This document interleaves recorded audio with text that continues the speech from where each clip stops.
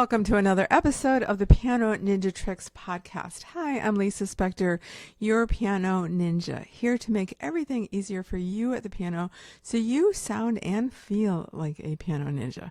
If you haven't seen me on YouTube in a couple weeks, you haven't met my new pup, Sundance, the yellow lab that's by my side in her dog bed where she loves to snooze. You would never know, but she's a pretty high drive, active, almost a year and a half old dog, and I'm so happy to have her as part of my family now. We're having a great time.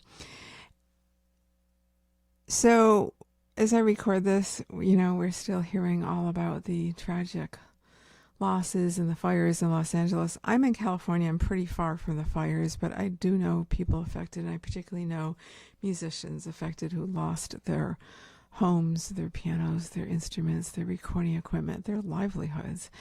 And a piano is not a piece of furniture. It is part of our soul. And my heart goes out to them. And I want to help. So just spontaneously decided to, after I did my YouTube Live last week and raised money for Music Cares, I am donating 50% of any sales that come in online at my shop, lisaspector.com/shop, to Music Cares, which is helping musicians in need, musicians suffering, musicians who have lost basically their livelihoods temporarily.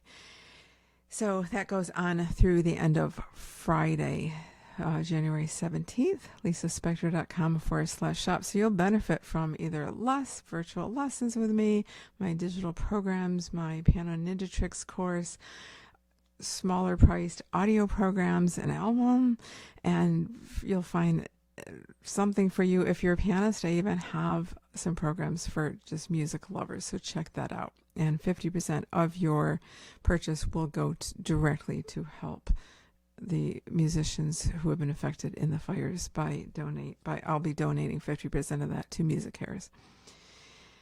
On a brighter note, on February 2nd, we have something fun coming up here. So February 2nd is Groundhog Day. Does your piano practice ever feel like Groundhog Day? Like you keep repeating the same kind of practicing over and over and again, but you're not really experiencing the results you would really hope for? Well, I'm here to break that cycle for you, to help you turn practice frustration into progress in a masterclass I'll be having on February 2nd. Don't have the link yet, but I'll be adding it to the description in YouTube this week or in the show notes in the podcast apps.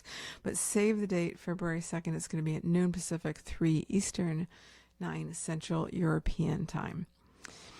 And I am going to today introduce you to two of the shortest, quickest piano ninja tricks. Most of the piano ninja tricks I talk over and over about, you want to apply it, wait till it becomes a habit that can take a few weeks, and then move on to the next one. This is not like this. These are ones that you can apply to your practicing immediately. And it comes from lessons that I was teaching this week. When some challenging things happen, I always ask my students to ask themselves this question. I'm holding up a sign that says, how can I make this easier? There are so many ways, and when you really start to open your mind to how, there's always a way to break things down to make things easier. So for this movement of the Schumann Kinderszenen, it's number 9, and it's challenging because in the right hand, if you were to practice the right hand alone, and I do encourage hand separate practice at first, there's no downbeat. So not having a downbeat, the first beat of the measure, not having a downbeat is a little bit like, remember when you were a kid and you did jump rope and two friends were holding the jump rope and you had to it was already going and you had to jump in the middle? It's much harder than starting a jump rope on your own. It's kind of like that. It's missing the principal thing. So you want to add it. So the first thing I would do if I just play the right hand alone is 1, bum, 1 and 2, 3. I'm always missing that downbeat. So how do I fill that in? So the first thing I do, I like to tap, but that might be too hard for you. So doesn't even matter what it sounds like, just play C's every single beat. So to start with, not just the downbeat, but the 1, 2, 3, 1, and. So I'm always feeling the beat. This is one of the ways that you can become your own internal metronome. You don't need a metronome for this. You can do this. Now, you can apply this to in so many pieces. It happens in Beethoven all the time. Happens to be Schumann. So now I'm going to take the next step. So I've made it the easiest I possibly can. Now I'm going to make it just slightly harder, and I'm just going to play the downbeat. Instead of every beat, I'm just going to play the first beat. 1.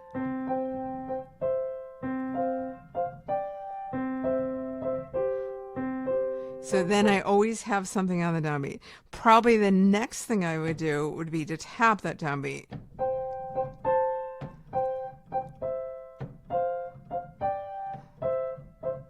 Then I would try and play the right hand without the left, so there's no downbeat, bum, and I'm just tapping it in my head. I'm in cyclical rhythm. I've talked about that many times, but particularly in early episodes. Bum, bum, bum, bum.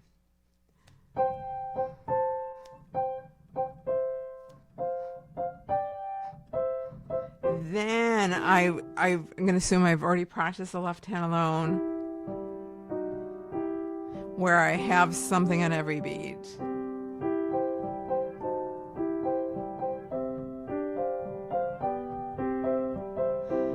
So a student came to me and had that rhythm so off in the right hand, and it just took a little bit of doing that, and he corrected the whole thing. And once you really get the first measure, you have it for the whole piece.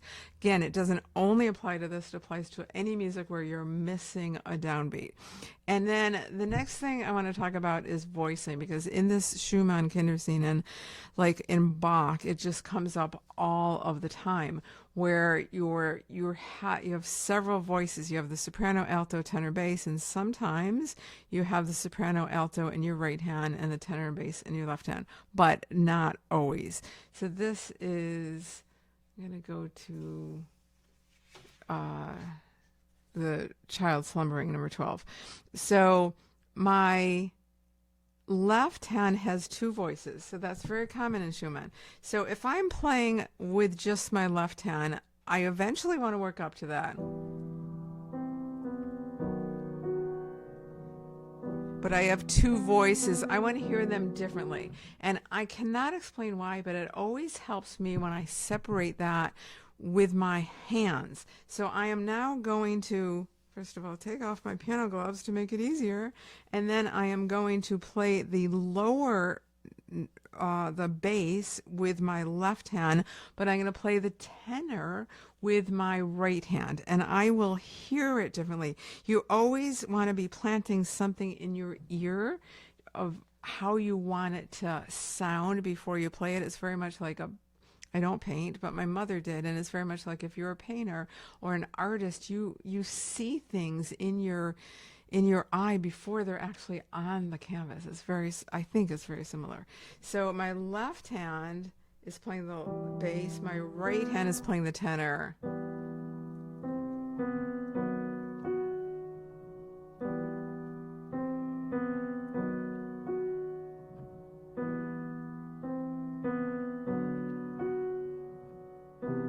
Now I'm going to do that same thing and stay in cyclical rhythm, but just with my left hand,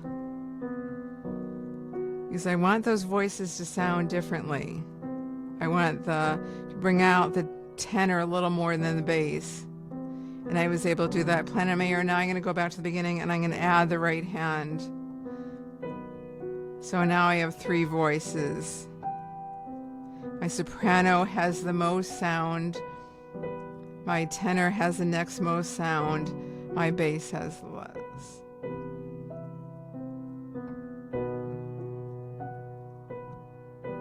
And so forth. It's so beautiful. I hate to stop, but I know I've played that. I've demonstrated with that in a previous episode.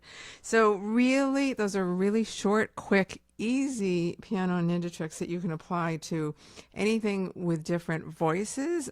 Almost all Bach, a lot of Schumann, a lot of music. There's different voices with soprano, alto, tenor, bass, and earlier in the showing you how to replace and practice if you don't have downbeats. So I look forward to seeing you next week. And again, I will post the link to our February 2nd Groundhog Day Masterclass, Turn Practice Frustration into Progress. Also, one other quick announcement is I am continuing on at least a couple more times. I've been practicing on YouTube Live in the mornings, my time, 9 a.m. California, noon Pacific, 9 p.m. Central European time. And you are invited to co-practice along with me. So I won't hear you, and you're invited to actually turn off my sound and practice with me. There is so much research showing the benefits of co-working, so community, feeling like you're part of a community, making more progress, staying focused. But we're applying that now to the piano, because why not? So join me for a couple more co-practicing sessions, at least through this week. On last day might be January 17th. And I look forward to seeing you next week in the podcast, which we have a really good one. I'm very excited about next week's podcast. If you're on my email list at lisaspector.com, or sign up for my latest new free Piano Ninja fingering tricks, lisa.com/fingering. I will add that in the video here. Fingering tricks, I think, is what it is. So you'll then be landed on my email list, and you will get first notification to sign up for the masterclass on February 2nd. I'm back to the piano, closing off with the Godofsky Alien Harp Etude. By the way, in the mornings on my co-practicing sessions in YouTube Live, I've been learning the Godofsky arrangement of the Revolutionary Etude for one hand only. I took a long break from it and coming back to it, and determined to learn it very soon. Thank you so much for listening. I'm Lisa Spector, your piano ninja, signing off with Godofsky's arrangement of Chopin.